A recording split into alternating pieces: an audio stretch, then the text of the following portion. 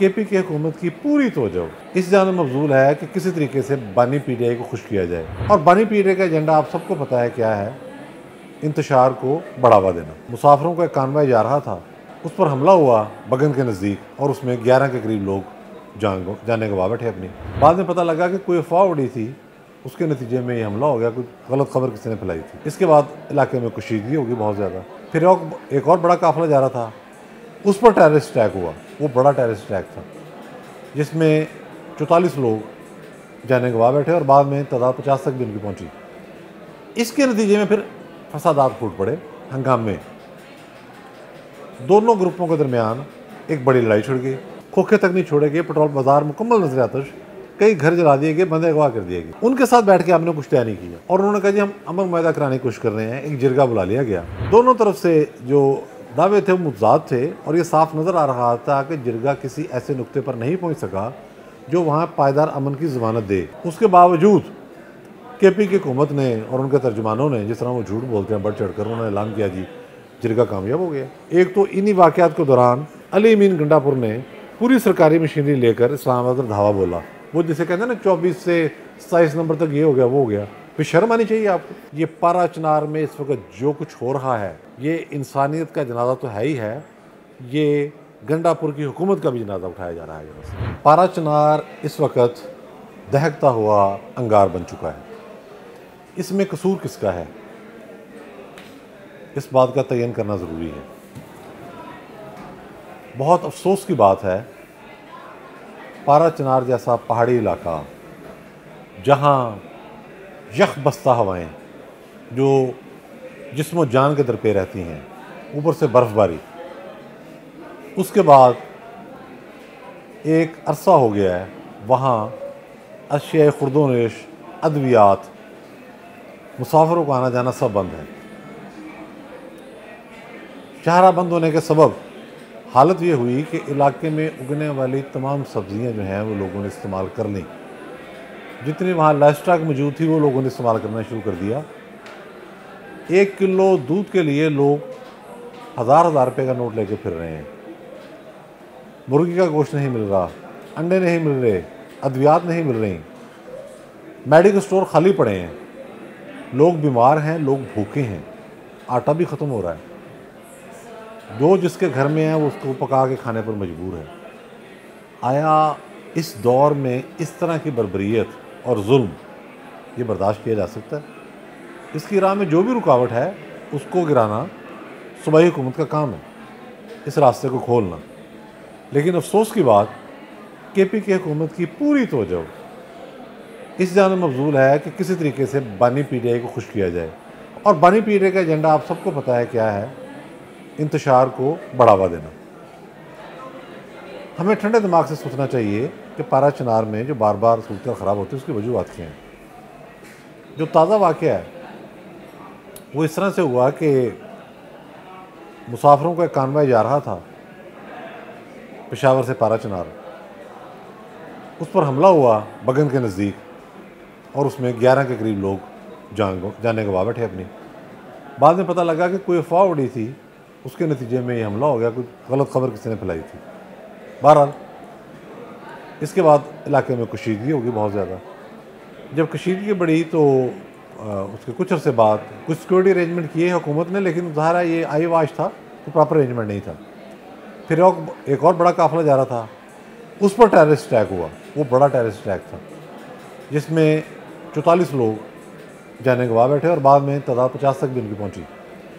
इसके नतीजे में फिर फसादात फूट पड़े, हंगामे। दोनों ग्रुपों के दरमियान एक बड़ी लड़ाई छिड़ गई। अब जब लड़ाई छिड़ी तो उसका ये पहलू भी सामने आया कि एक लश्कर बन के आया मुसल्लह अफराद का। उन्होंने बगन नाम का एक गांव, ये वो गांव है जिसके करीब ये दूसरे वाले कानवाय पर भी इस गांव के करीब ही हमला हुआ। उन्होंने यहाँ हमला किया और यहाँ पूरा बाज़ार जला डाला, पेट्रोल पंप जला डाले, कोई एक खोखा भी नहीं छोड़ा, दुकानें और घरों पर भी। वो जो हमलावर थे उन्होंने हल्ला बोला, लोग घर छोड़ के भागे, सामान और सबाब छोड़ के भागे। वहाँ भी कुछ लोग कत्ल हुए, कुछ को अगवा किया गया। तो एक मामला हो गया। ज़ाहिर गुस्सा था, एक क्योंकि ख़बरें गलत फैल रही थी और फेक न्यूज़ का दौरा था, और हुकूमत, सूबाई हुकूमत जिसकी ज़िम्मेदारी है अमन व अमान को मेंटेन रखना, वो मुकम्मल तौर पर सोई हुई थी। ओके, अब ये कत्ल वगारत होगी, ज़ाहिर रोकना तो है ना जी, कानून नाफिज करने वाले इदारों ने हरकत में आना है। अगर सूबाई हुकूमत से कंट्रोल नहीं होता तो आप फेडरल गवर्नमेंट से मदद मांग लें, वो पैरामिलिट्री ट्रूप्स भेज देंगे, वो फ़ौज को भेज देंगे। अमन तो करना है अपने मुल्क के अंदर, यहाँ को खाना जंगी तो नहीं करानी खुदा न खास्ता। अब मामला ये हुआ कि बग़ैर कोई मुआहदा किए आप देखें कि 100 से ज़्यादा लोग जाने गवा बैठे हैं। एक पहलू कशीदगी बहुत ज़्यादा है, दूसरा पहलू, तीसरा पहलू ये है कि एक इलाके पर हमला होता है और उसकी तमाम दुकानें जला दी जाती हैं। जैसा मैंने अर्ज़ किया, खोखे तक नहीं छोड़े गए, पेट्रोल बाज़ार मुकम्मल नजर आतश, कई घर जला दिए गए, बंदे अगवा कर दिए गए। उनके साथ बैठ के आपने कुछ तय नहीं किया और उन्होंने कहा जी हम अमन मुआहदा कराने की कोशिश कर रहे हैं। एक जिरगा बुला लिया गया। अब दोनों तरफ से जो दावे थे वो मुतज़ाद थे और ये साफ नज़र आ रहा था कि जिरगा किसी ऐसे नुक्ते पर नहीं पहुंच सका जो वहाँ पायदार अमन की ज़मानत दे। ये हम जैसे लोगों को बाहर बैठ के नज़र आ रहा था। उसके बावजूद KP की हुकूमत ने और उनके तर्जुमानों ने, जिस तरह वो झूठ बोलते हैं बढ़ चढ़ कर, उन्होंने ऐलान किया जी जिरगा कामयाब हो गया और अब जो है रास्ता खुल जाएगा। ये काफ़िले जो हैं ये पारा चनार रवाना हो गए। DC जो हैं वो कुर्रम के DC वो मुज़ाकरात के लिए बगन गए। ज़ाहिर है रास्ता खुलवा रहे थे, उनको एहसास था कि ये मामला पूरी तरह से सेटल नहीं हुआ। जिनका नुकसान हुआ है जानी या माली, उन फ्रीकों को आपने किस तरीके के साथ उनका तलाफ़ी करनी है, उन्हें मुआवजा देना, तो उसके बाद आगे बढ़ेगी ना। और हाँ, जो हार्ड कोर क्रिमिनल इन वाक़यात में मुलव्वस हैं उनको गिरफ्तार भी करना है। ये तो नहीं हो सकता कि खाली मुआवजा लेना, माफ़ी तलाफ़ी करना, ये मामला भी नहीं हो सका। DC जब वहाँ बात करने गए तो कशीदगी इस कदर ज़्यादा थी कि DC पर फायरिंग हो गई। ये रेयर होता है, बेशक ट्राइबल एरिया हो, DC पर फायरिंग हो जाना रेयर मतलब वाक़या होता है। इसमें ये हो गया, बड़ा ख़तरनाक वाक़या था। उसके बाद वो काफ़िलों की रवानगी रुक गई और ये सारा मामला एक डोल्डर में पड़ गया और परेशानी पूरे पाकिस्तान में फैल गई। उधर हालत ये है कि पारा चनार के लोग, उनके पास खाने को रोटी नहीं, उनके पास दवाई नहीं, उनके पास ईंधन नहीं। इतनी शदीद सर्दी में जब खून हड्डियों में जम जाता है, वो एक खौफ की फ़ज़ा में बैठे हुए हैं।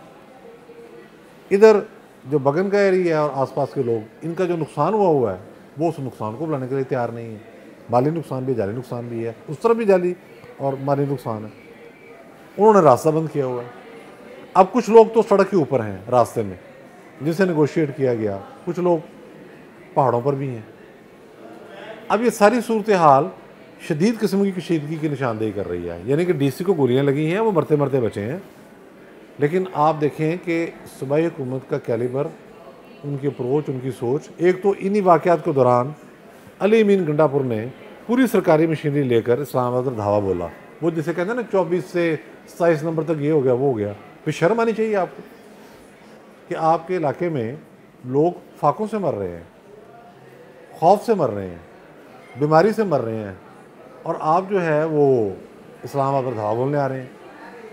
अब जैसे ही इन्होंने एक कानवे बनाया, सबको पता था कि इसका क्या नतीजा निकलेगा, उस कानवे को भेजने की कोशिश की, तो परसों क्या हुआ, उस पर फायरिंग हो गई।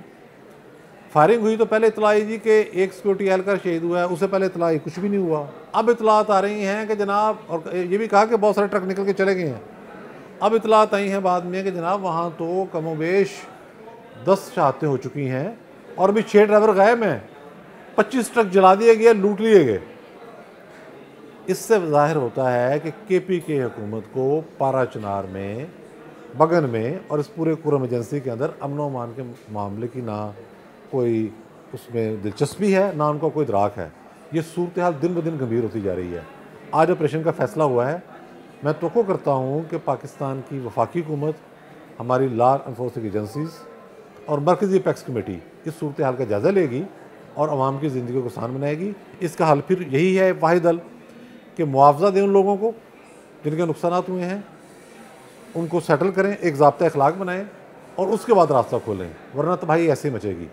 ये पारा चनार में इस वक्त जो कुछ हो रहा है, ये इंसानियत का जनाजा तो है ही है, ये गंडापुर की हुकूमत का भी जनाजा उठाया जा रहा है यहाँ से।